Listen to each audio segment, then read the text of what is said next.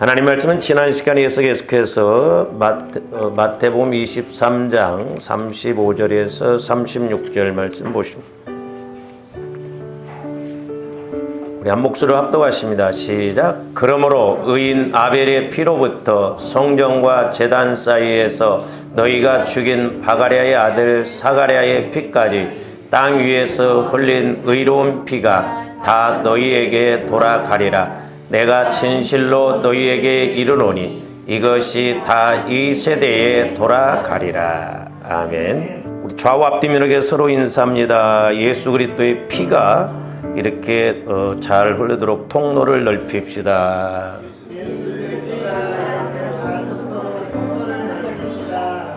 뭔 말인지 알아요? 예? 그냥 인사라고 하니까 그렇게 하는 거예요. 예수 그리스도의 피의 통로, 예수님의 피가 막 이렇게 통로이다 막 확 흘러가야 되죠. 오늘 아침에 이제 제가 오늘 설교를 놓고 이렇게 기도할 때 좋은데 예수님의 피를 의지할 때 그 피가 막 힘있게 능력있게 흘러서 가야 되는데 막히더라고. 통로가 자꾸 막혀요. 그래서 이제 우리가 육신적으로도 이렇게 혈관이 막히는 현상을 동맥경화라고 합니다.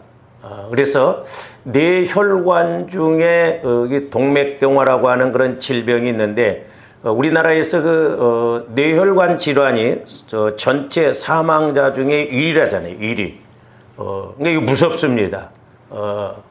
그래서 뭐 암이나 이런 것은 수술하고 그러면 괜찮은데 이 동맥경화 이런 것은 쓰러지면 가든지 반신불수가 되든지 하거든요. 이게 무서운 거예요.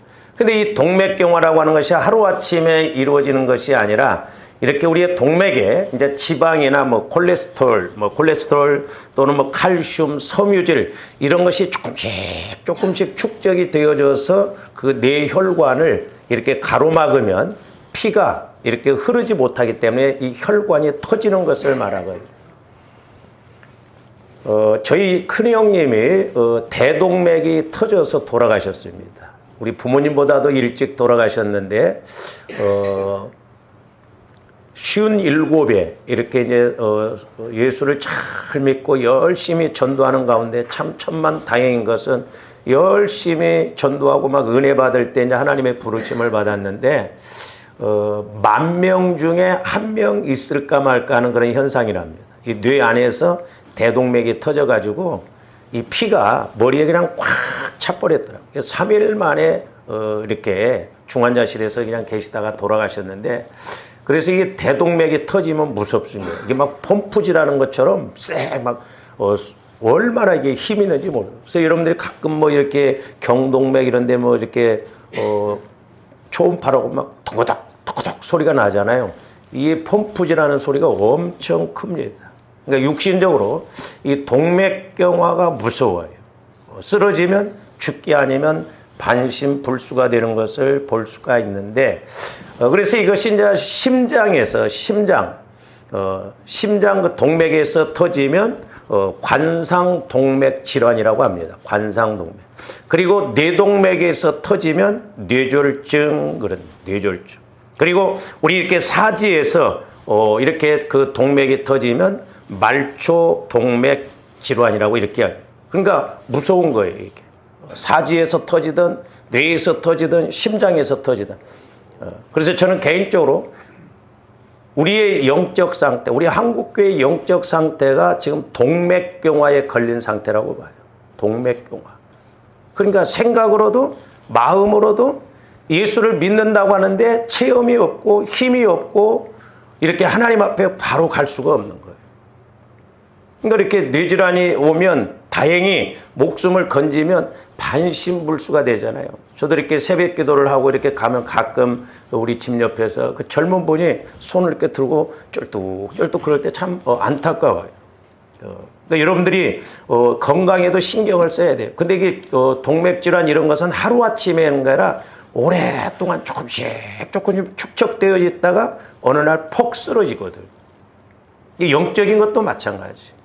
교활님들이 날마다 보혈을 의지해서 영적 싸움, 마귀와 이런 싸움과 내 안에 상처, 쓴뿌리 이런 것들을 우리가 이렇게 회개하지 못하고 깨끗하게 하지 못하면 마귀도 조금씩 이렇게 조화님들을 육신적으로 끌고 가서 나중에 나가 떨어지게 하거든.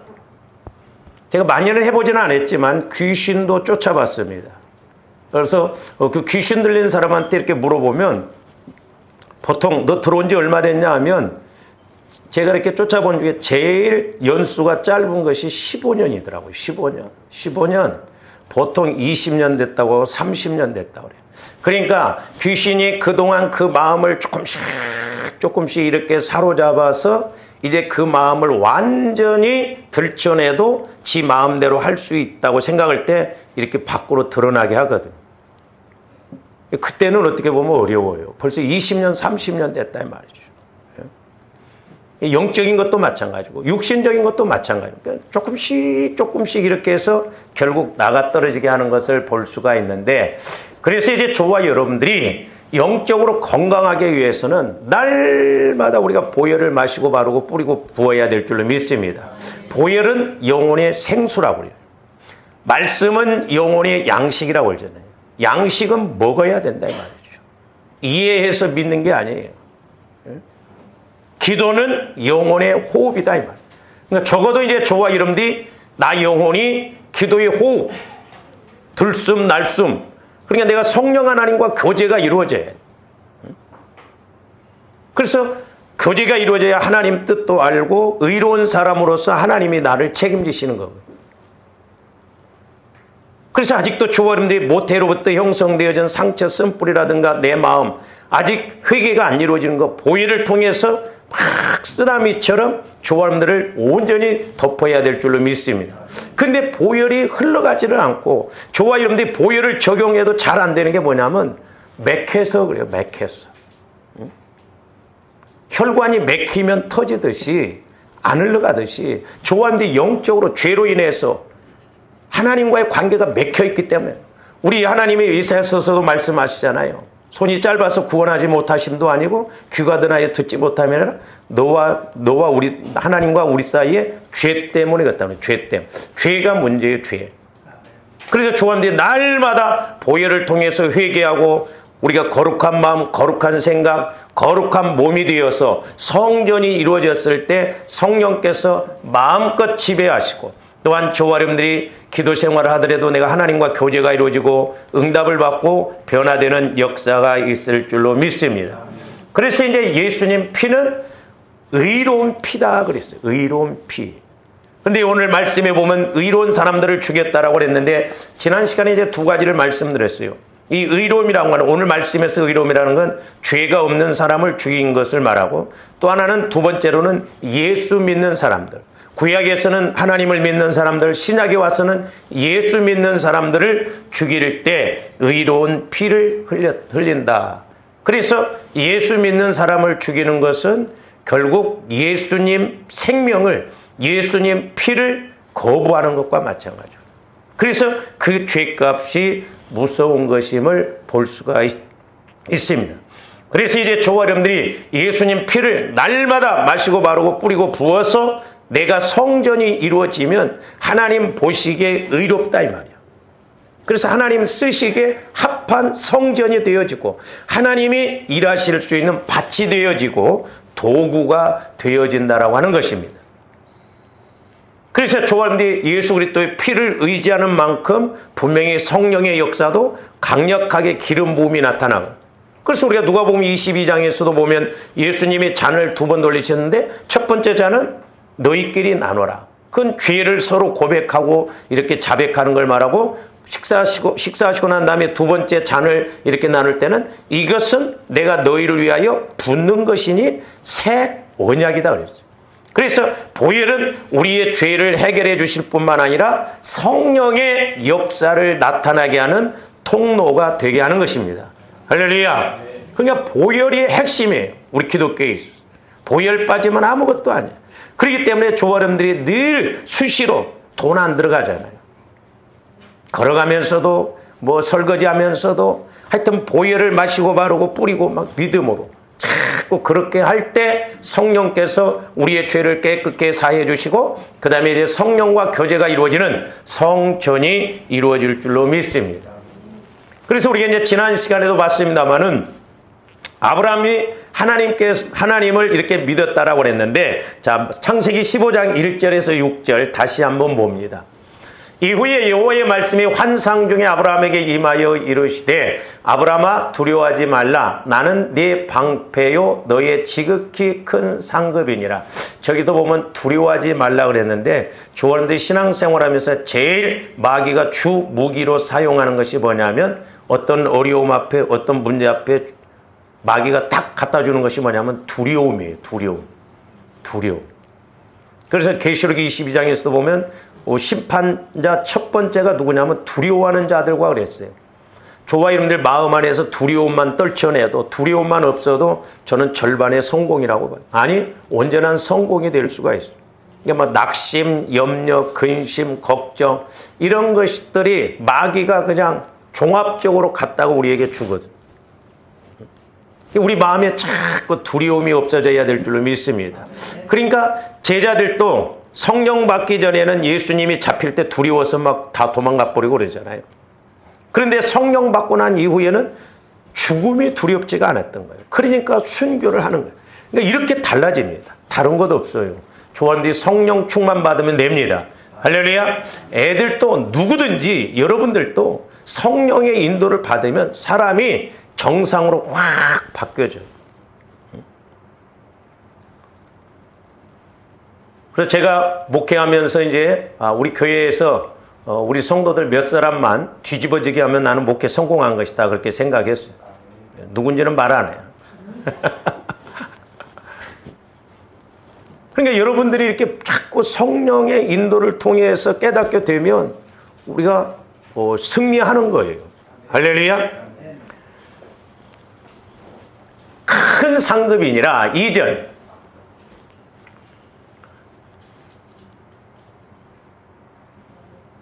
어디 갔어?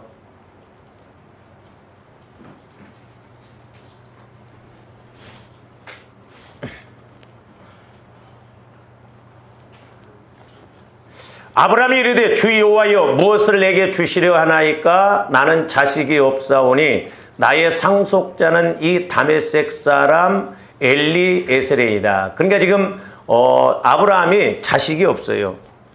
근데 하나님은 막 그럴싸하게 막 엄청난 말씀을 주시거든요. 그러니까 아브라함의 입장에서 보면 믿어지지가 않는 거예요. 믿어지지가.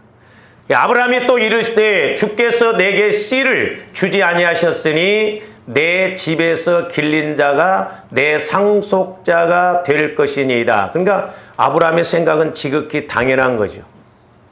상식적으로 봤을 때, 인간적으로 봤을 때 뭐 나이가 지금 자기 아내도 경수가 끊기고 도저히 애를 낳을 수 있는 상황이 아니다 이 말이에요. 그러니까 황당한 거예요. 그러니까 여러분들도 육신적으로 어떤 말씀을 받으면 황당한 거예요. 그러니까 안 믿어요. 그 다음에 4절. 여호와의 말씀이 그에게 임하여 이르시되 그 사람이 내 상속자가 아니라 내 몸에서 날 자가 내 상속자가 되리라 하시고 그를 이끌고 밖으로 나가 이르시되 하늘을 우러러 무뼈를 셀 수 있나 보라. 또 그에게 이르시되 내 자손이 이와 같으리라. 그러니까 아무리 보여줘도 육신의 눈으로 육신의 생각으로 보면 의미가 없어요. 우리는 영적으로 봐야 될 줄로 믿습니다. 그러니까 좋아하는데 영혼을 통해서 봐야 돼요. 그러니까 말씀이 와질 때도 내 영혼에서 깨닫고 내 영혼에서 말씀을 먹어야 믿어지고 힘이 생기거든요. 근데 우리는 자꾸 내가 뭘 이해를 해서 믿으려고 그래요. 우리 하나님 말씀은 우리 자로 막 이해해서 믿는 게 아니에요. 우리 영혼을 통해서 깨닫고 믿어야 될 줄로 믿습니다. 그 다음에 6절. 아브라함이 여호와를 믿으니 그랬어요. 믿으니. 여호와께서 이를 그의 의로 여기시고 이렇게 말씀하고 있습니다. 그러니까 의라고 하는 말은 문자적인 의미로는 올바름, 고든 이런 의미가 있습니다만은 성경에서 말하는 의라고 하는 것은 인간적인 생각과 올바른 행동을 말하는 인간적인 의로움이 아닙니다. 그러니까 때로는 사람들 볼 때 저 사람은 법이 없어도 살 사람이야, 그렇죠? 그러나 아무리 법이 없이 착실하게 살아간다 할지라도 하나님이 보실 때는 의로운 사람이 아니에요. 그건 죄인이에요, 죄인. 죽으면 지옥 갑니다. 그러니까 저와 여러분들이 착실하게 예수님을 못 만나면 착실하게 지옥 가요. 성질이 좀 못 같아도 막 우리가 예수님을 만나야 돼요. 할렐루야. 응? 착실하게 얌전 떨고 있다가 예수를 못 만나는 경우가 있다 이 말이죠. 그래서 의의 근본이라고 하는 기준은 뭐냐면 하나님에 대한 우리 사람들이 인간의 관계에 있어서 바른 관계를 말하는 거예요. 즉 뭐냐? 하나님을 하나님으로 인식하는 것, 하나님을 하나님으로 믿는 것이 의로운 거예요. 이게 하나님께서 말씀하시는 의입니다. 그러니까 저와 여러분들이 하나님을 하나님으로 만나고 하나님을 하나님으로 인식하고 하나님을 하나님으로 믿을 때 하나님도 저와 여러분들 볼 때 의롭다 이렇게 칭해 주는 거예요. 근데 교회 안에 실천적 무신론자들이 많다잖아요. 입술로는 믿는다고 하는데 실제적으로는 안 믿는다 이 말이죠. 이게 종교 생활이에요, 종교 생활.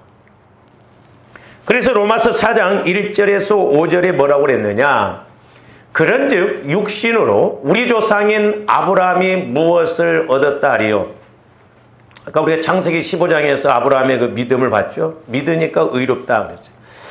만일 아브라함이 행위로서 의롭다 하심을 받았으면 자랑할 것이 있으려니와 하나님 앞에서는 없느냐. 그러니까 아브라함이 행위로서 의롭다함을 받았으면 자랑할 것이 있지만 하나님 앞에서는 없다는 거죠. 행위로서 만약에 구원받았다고 한다. 계속 봅니다. 성경이 무엇을 말하느냐? 아브라함이 하나님을 믿음에 그것이 그에게 의로 여겨진 바 되었느니라. 그러니까 하나님께서 말씀하실 때 아브라함이 믿었다 이 말입니다. 그러니까 하나님이 의롭게 여겨준 것이죠.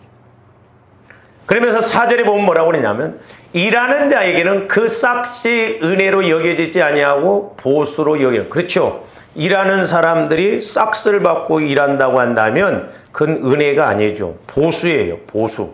보수를 받고 일하는 것이잖아요. 근데 5절 보세요. 이를 아니할지라도 경건하지 아니한 자를 의롭다 하시는 이를 믿는 자에게는 그의 믿음을 의로 여기시나니. 이제 저 말씀을 좋아하는데 좀 잘 하셔야 되는데 저 말씀은 칭의 구원, 즉 영혼 구원을 말하는 거예요. 구원이라고 하는 것은 예수 그리스도 안에서 시제상으로 세 과정으로 이루어진다고 그랬어요. 영혼 구원, 성화 구원, 영화 구원. 그러니까 어린아이가 태어난 것과 같은 것이 영혼이 구원받는 거예요. 그러면 조한디 영혼이 구원받았으면 이제 성장해야 되잖아요. 그게 성화 구원이에요. 어린아이가 태어났는데 자라나지 못한다? 사람 노릇을 못한다고 하면 문제죠. 그러니까 저 5절 말씀은 이제 영혼 구원, 칭의 구원에 관해서 확실하게 말씀한 것인데, 자, 영혼 구원이라고 하는 것은 전적으로 하나님의 은혜로만 되는 것을 말씀합니다. 그래서 에베소서 2장에도 너희가 그 은혜를 인하여 믿음으로 말미암아 구원을 얻었나니, 그러니까 영혼 구원은 하나님의 선물이에요. 그래서 자랑하지 못하게 한다고 그랬죠. 선물이기 때문에. 믿기만 하면 되기 때문에. 그래서 조한데 하나님의 자녀가 되는, 법적으로 하나님의 자녀가 되는 것은 영혼이 구원받는 거예요. 그건 은혜예요. 선물이에요. 믿기만 하면 돼요. 어떤 조건이 필요 없어요.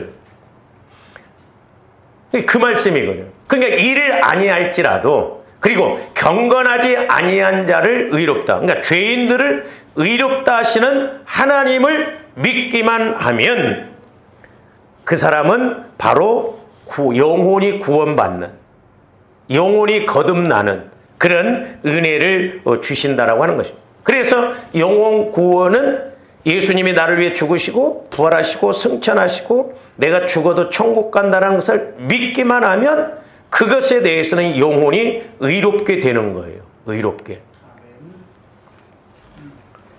그래서 아브라함이 어떤 선한 행위를 하였기 때문에 의롭게 된 것이 아니고 여호와의 언약을 굳게 믿었기 때문에 의롭게 된 것입니다. 이게 영혼 구원이에요.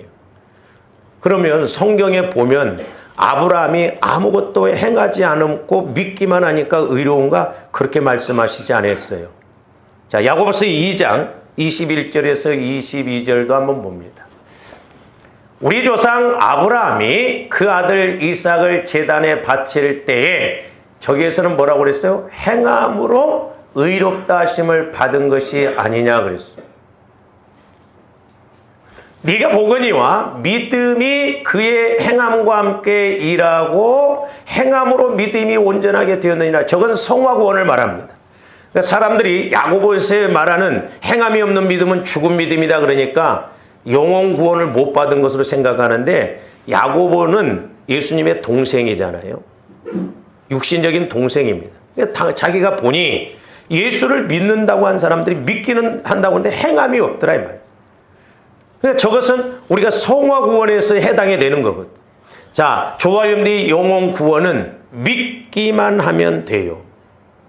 근데 이제 성화 구원에 있어서는 내가 이 땅에서 복을 받고 하나님 앞에 가서 상급받기 위해서는 말씀을 받고 그 말씀을 믿고 우리가 행함으로 순종할 때 이 땅에서 복이 임하고 천국에서 상급이 임할 줄로 믿습니다.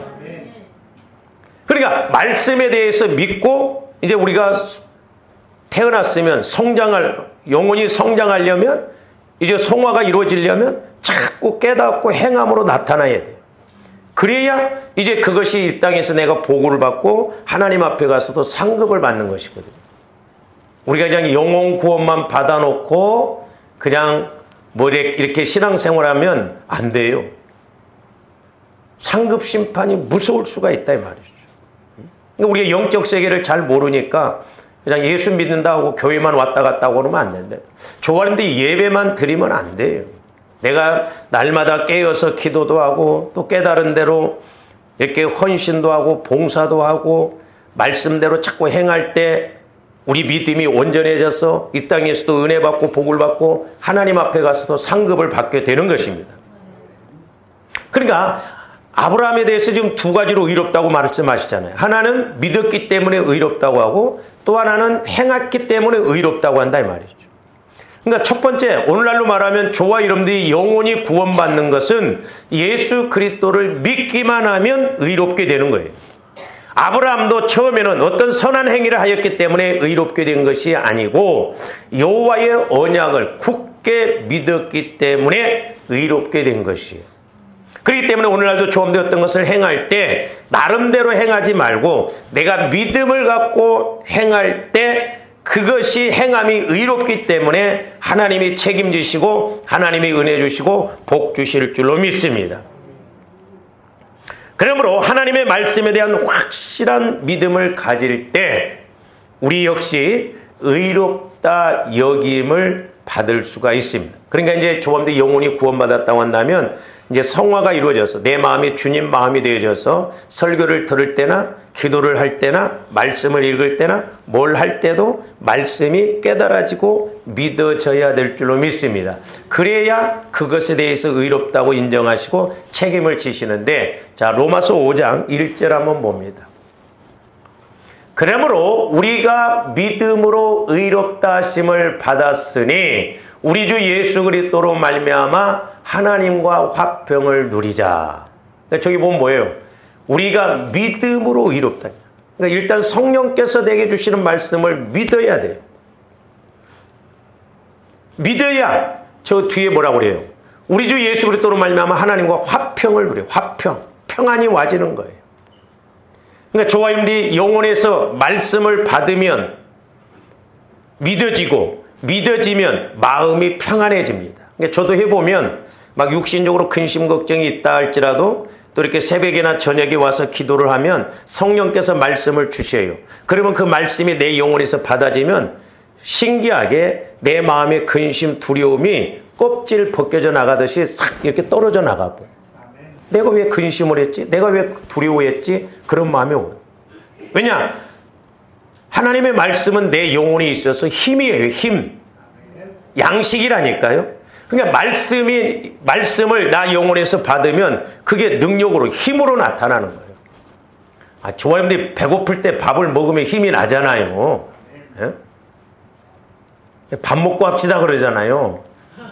밥 먹고. 힘이 없으니까. 우리 영적으로도 마찬가지예요. 말씀을 그래서 안 읽으면 안 돼요. 여러분들 자꾸 뭔 말인지 모르더라도 자꾸 읽어 놓으셔요. 읽어 놓으면 나중에 성령께서 필요할 때 한 단어로라도 아니면 이렇게 딱 한 구절이라도 깨닫게 해주시고 알게 해주시는 것을 볼 수가 있습니다. 그러니까 믿음으로 이롭다는 거예요. 그러니까 믿음은 들음에서 나고 들음은 그리스도의 말씀으로 말미암는다고 그랬잖아요. 그러니까 말씀이 와지면 믿어지고 믿어지면 하나님이 일을 하시는 거예요. 우리 하나님도 믿음이 없이는 하나님을 기쁘시게 할 수가 없다고 그랬잖아요. 우리가 오해하면 안 돼요. 하나님도 공의의 하나님입니다. 사랑의 하나님이시지만 공의의 하나님이에요. 그러니까 하나님의 공의의 하나님 이러면 바뀌지 않아요. 저도 오죽했으면 옛날에 여러분들이 힘들고 어려울 때 제가 그런 기도를 했었어요. 하나님, 우리 성도들 조금씩만 좀 봐주세요. 조금만 좀 봐주셔서 물질적으로 좀 이렇게 해결도 해주시고 좀 숨통 좀 트이게 해주세요. 예? 그리고 좀 잘 믿게 그러면 뭐 얼마나 좋겠습니까? 제가 오죽했으면 그런 투정조로 기도를 했을 때 제 안에서 성령께서 대뜸 반박하시는 것이 뭐냐면 내 종아, 그러면 네 생각대로 이 사람 조금 봐주고 이 사람 조금 봐주고 이 사람 조금 봐주고 저 사람 조금 봐주고 그러면 내 기준은 어디가 있냐는 거예요. 내 기준이 없다는 거예요. 그런 면에서는 하나님은 공의의 하나님이십니다. 그러면서 옛날에 제가 물질 훈련 받을 때 아주 힘들었을 때가 있었거든요.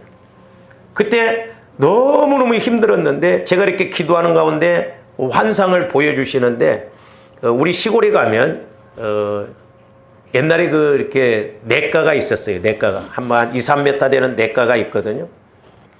거기에 모래가 있습니다. 이렇게. 그러면 이제 가을에 운동회를 하거든요. 가을에 운동회를 하면 소위 말해서 불악대항이라는 것이 있어요. 계주 운동장 이렇게 4명이 한 바퀴씩 도는 그 4명이 계주를 하는데 그때 제가 이제 선수로 뽑혔었거든요. 옛날에 제가 달리기 잘했었습니다.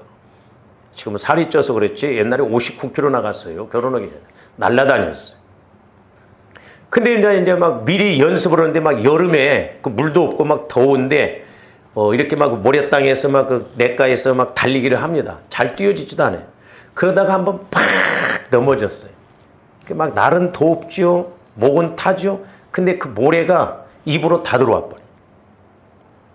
얼마나 힘든지. 근데 제가 어려울 때 그 비유를 보였는데 막 내가 입술이 트고 목은 마르고 땀은 막 삐질삐질 흘리고 모래땅에서 이렇게 쓰러져 있는데 기도하는 가운데 내 앞에 한 2, 3m에서 예수님이 딱 서 계시더라고요. 서 계시면서 말씀도 안 하셔요. 내가 이렇게 막 쓰러져가지고 너무 힘들어서 이렇게 쳐다봤더니 예수님하고 눈하고 내하고 딱 보면 예수님이 어떻게 가르치냐면 내 눈을 딱 이렇게 지시하면서 말씀도 안 하시더라고요. 예수님 발끝까지, 그러니까 한 2, 3m 되는데 여기까지 와서 내 발을 만지라는 거예요. 그래서 제가 어떻게 해서 기어서 겨우겨우 예수님 발을 탁 터치를 했어요. 그 순간부터 은혜가 임하는데요. 환경적으로 너무너무 힘들었는데 그 힘든 것이 하나 힘듦으로 안 느껴지더라고요. 막 그때부터 그 맛에 기도를 했어요. 그 맛에. 물질적으로는 여전히 어려워요. 그러니까 보세요. 하나님이 조험되게 은혜 주실 때 물론 환경적으로도 해결해 주시지만 환경적으로 해결해 주시지 않아도 그걸 뛰어넘을 수 있는 믿음이 생기면 그걸 감당할 수가 있어요. 감당할 수가 있습니다. 그게 은혜고 그게 믿음이고 그게 능력이에요. 꼭 우리는 뭘 해결만 막 주시면 그런 게 아니에요. 그러면서 막 그때부터 막 걸어가면서 기도해도 막 성령께서 차닥차닥 막 말씀하시는 거예요. 제가 막 이렇게 걸어가면서 지금도 생생합니다만은 이렇게 걸어가다가 다리로 이렇게 딱 우측으로 돌아서야 되는데 돌아서면서 제가 그런 기도를 했어요. 하나님 너무 힘듭니다 그랬어요. 그랬더니 제 안에서 성령께서 택든 뭐라고 하냐면 내 종아 어떻게 하늘이 항상 맑을 수가 있냐? 비 온 날도 있고 구름 낀 날도 있지 않냐? 그런데 비 오고 난 다음에 땅이 더 굳어지고 하늘이 맑듯이 비록 네 앞에 문제가 있지만 나는 살아계시다는 거예요. 자, 구름 끼고 비가 오면 해가 있어요? 없어요?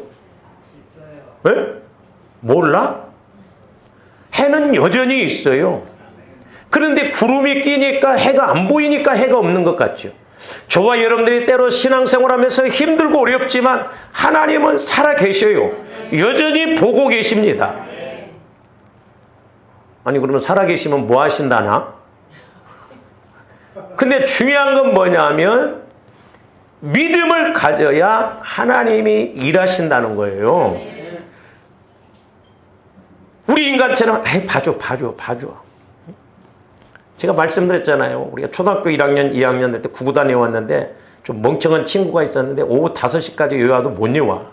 선생님도 그냥 가. 좋은데 하다 안 될 때 뭐 하나님이 야 봐주자. 그게 아니에요. 공의 하나님이라고 하는 것은 그런 말씀에 대해서 기준에 대해서는 철저하세요.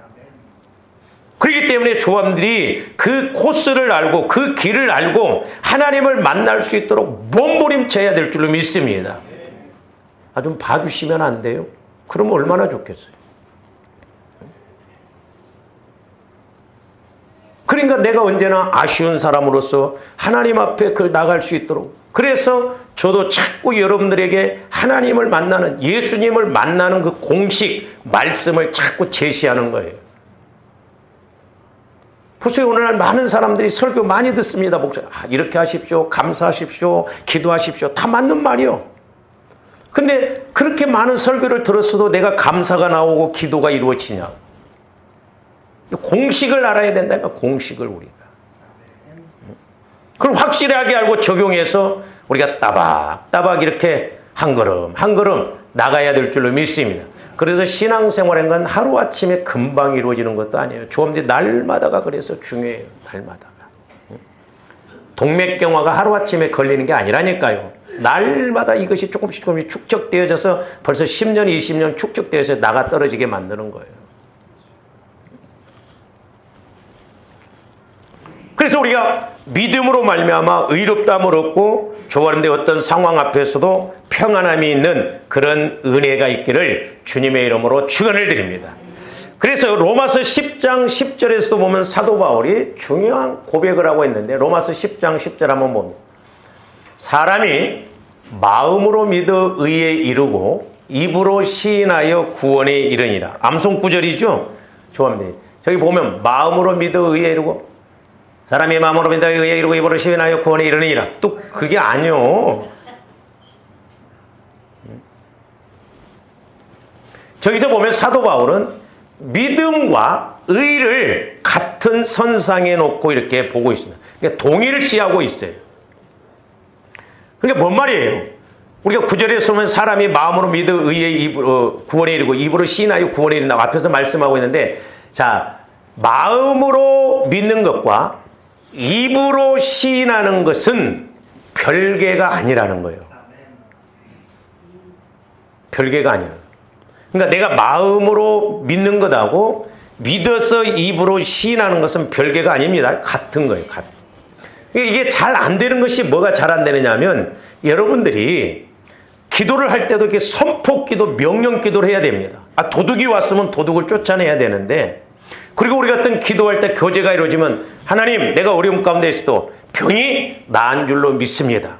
질병의 세력은 떠나가라. 선포하고 명령해야 되는데, 우리는 어린아이처럼 매사에 병 낫게 해주세요. 치료해 주세요. 간구 기도만 했다는 거예요. 애가 좀 컸는데 엄마 신발 신겨줘 그러면 이놈의 새끼가 네가 신어 이 자식아 막 그러잖아요. 뭐 해달라고. 그러니까 우리가 믿음으로 이렇게 선포하고 명령하면 될 일을 영적으로는 어린아이처럼 그냥 다 하나님으로부터 자동 판매기처럼 그렇게 생각을 하고 있다 이 말이죠.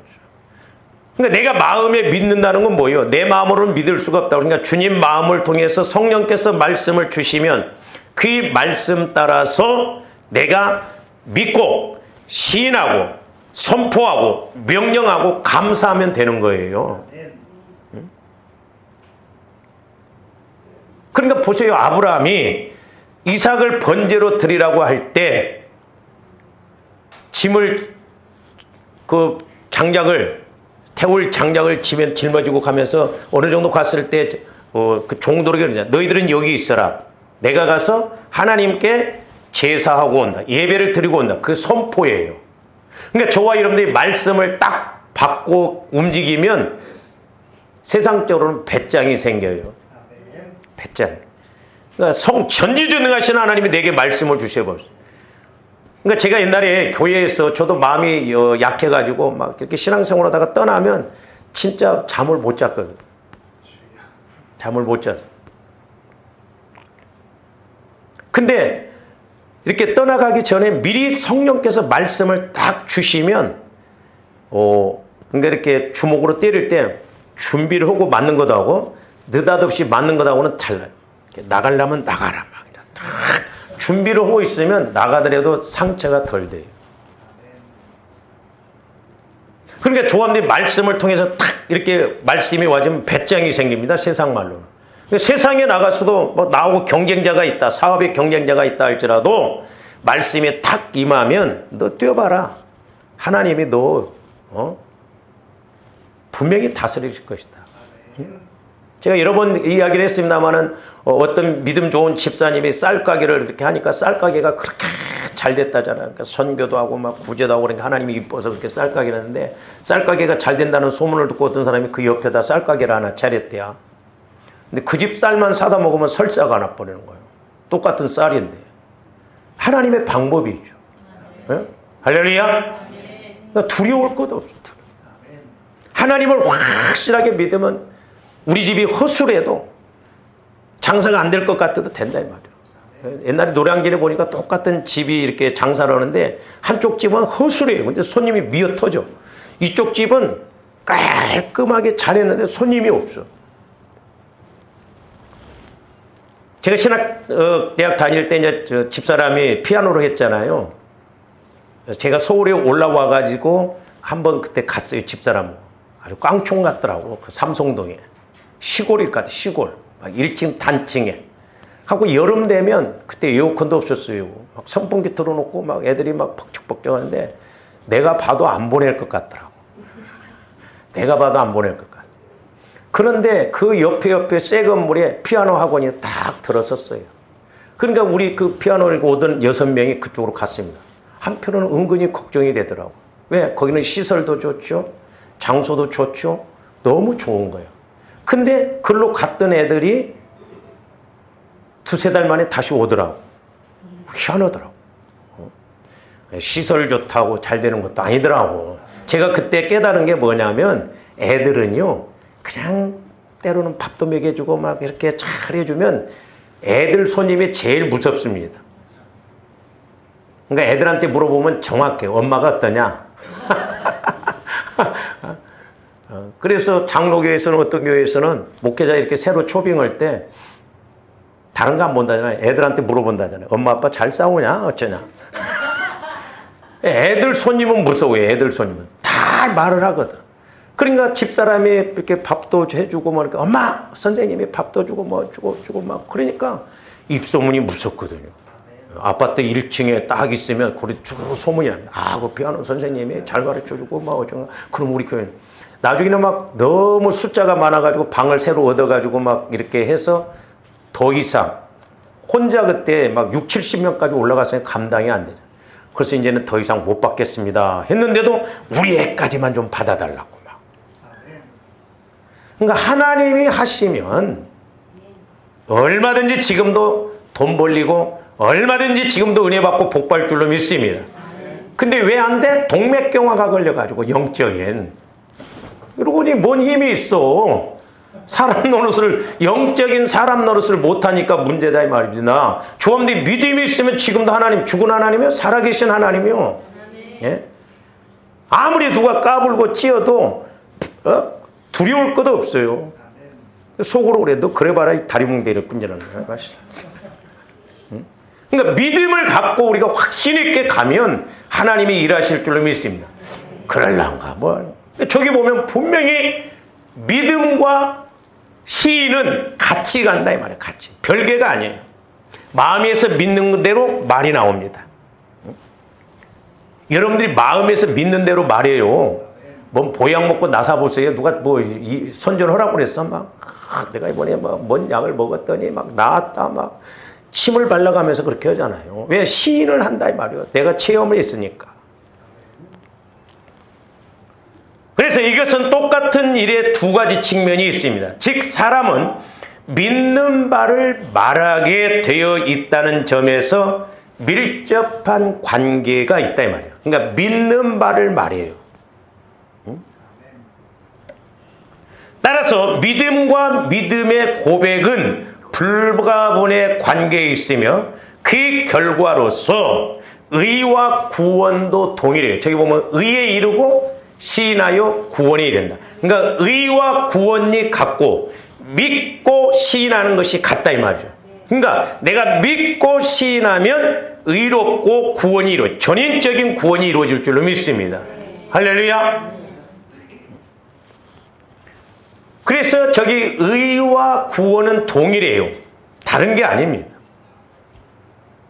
그러므로 의라고 하는 것은 단순히 인간적인 의로움이 아니라 바로 구원을 말하는 것임을 알 수가 있습니다.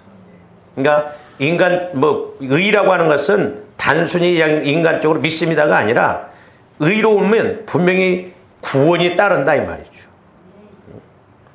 그러므로 예수님의 의로운 피는 영혼구원, 성화구원, 영화구원을 이루는 핵심이에요.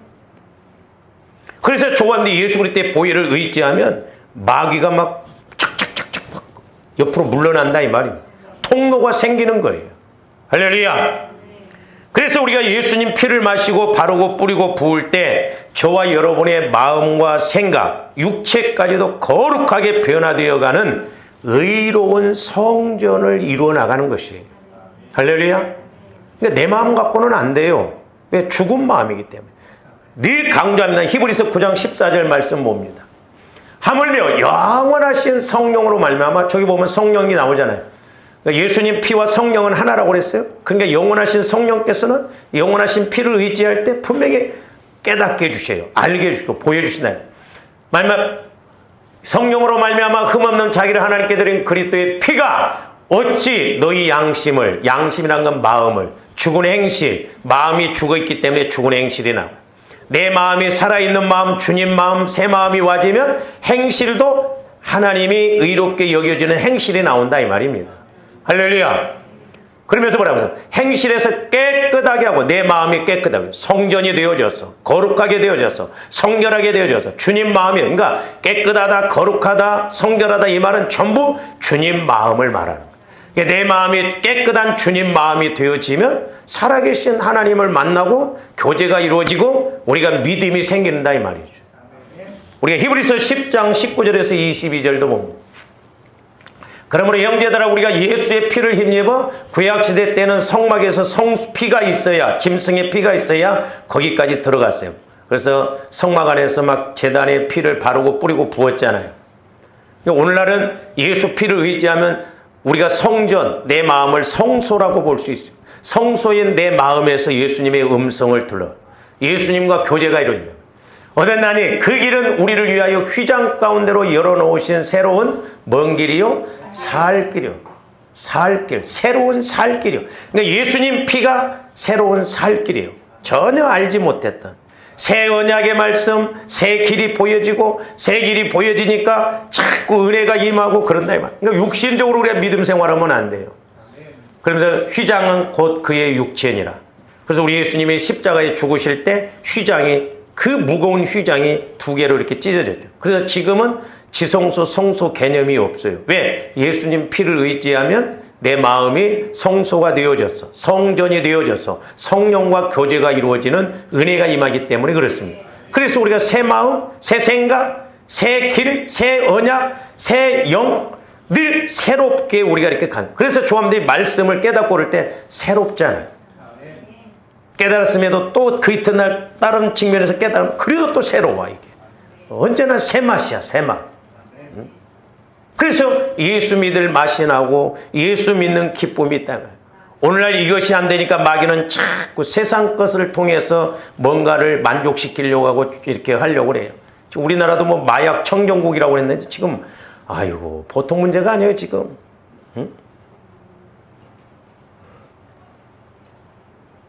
표현이 좀 그렇습니다만은 우리를 진짜 정확하게 온전하게 새롭게 하는 마약이 뭐냐? 예수 피예요. 할렐루야. 사람도 이렇게 병인에서 더 이상 안 될 것 같으면 마약을 씁니다. 마지막 단계. 마약 진통제를 쓰고 그러잖아요. 근데 그런 마약은 낫을 수도 있고 안 낫을 수도 있고. 근데 우리 예수님 피의 마약은 사람을 정상적으로 180도로 확 바뀌어버려요. 할렐루야. 그러니까 피가 능력이고 피가 새 생명이고 피가 영광이고 피가 지름길이고 피가 사랑이고 뭐든지 피 속에 다 모든 것이 다 들어있다 이 말입니다. 그러므로 조어른들이 성경을 읽을 때도 막 피가 철철철 넘치고 기도를 할 때도 막 피가 내 위에서 머리에서부터 마음까지 철철철 넘치는데 찔끔 통로가 몇 개 버리니까 이게 은혜가 안 임하는 거예요. 그래서 조아름들이 의로운 피를 이렇게 힘입음으로 말미암아 날마다 새 삶을 살아가는 조함들 되시기를 주님의 이름으로 축원을 드립니다. 우리 다 같이 한번 통성으로 기도하십니다. 하나님 아버지, 이제 예수님 피는 의로운 피라고 하셨는데 저희들 날마다 보혈을 마시고 바르고 뿌릴 때마다 우리의 생각과 마음과 육체도 깨끗하여지고 정결하게 하여 주셔서 우리가 새 언약의 말씀을 체험하고 새 길을 새 삶을 살아가게 하여 주시옵소서. 우리 주여 한 번 외치고 기도합니다. 주여!